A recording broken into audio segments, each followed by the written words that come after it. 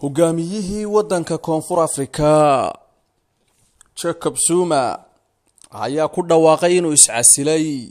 waxaana iscasilaadani timi toddobaad kadib markii cid waliba ay ka dalbatay oo danaysa siyaasadda wadankaasi inuu xukunka ka dego musuqmaasuq iyo wax isdabamarin hadhaysay awgeed waxaana la sheegayaa hogaamiyahan ku fashilmay hogaamintii qarankaasi inuu iminkaas maxkamad sugayo si looga abaal mariyo xatooyada xoolaha dadweynaha waxaana inkastoo aanay waxba ku cadaanin la leeyahay waxa uu awoodda iyo shaadhka dawladda u adeegsaday inuu ku dhisto guryo waaweyn uu isagu leeyahay oo uu ka dhistay tuulada uu asal ahaan ka soo jeedo toddobaadkan oo dhan waxaa goradda iskula jiray xisbiga talada wadanka haya ee loo yaqaano African National Congress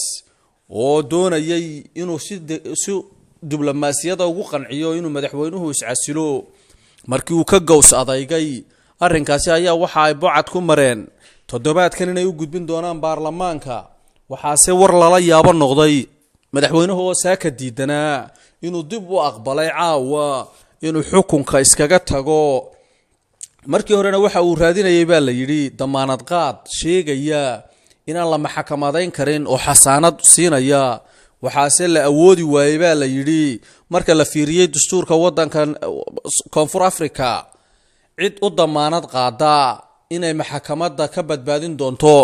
tan ayaa imanaysa iyadoo wadanka ay dariska yihiin Zimbabwe bilo ka horun laga tuuray madaxweynihii wadankaasi Robert Mugabe oo sidan oo kale isna xukunka ugu dhaganaa muddo madaxweynahan South Africa iminka xukunka ka degayna waxa musuqmaasuqa hadheeyay uu ka soo bilaabmay kadib markii intaanu madaxweyne ku xigeenka noqon lagu eedeeyay ama waan idhaahdo markii uu madaxweyne ku xigeenka ahaa lagu eedeeyay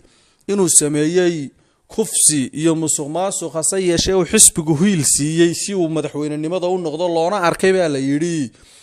in loo diidan yahay kursigiisa siyaasiga ah ee uu xaq u lahaa inuu soo galo waxaase tani dhabowday markii iminka uu si badheedha ugu adeegsaday isaga iyo qoys la yiraahdo Gupta oo asal ahaan ka soo jeeda wadanka Hindiya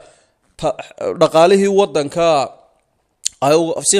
si gaar ah u isticmaaleen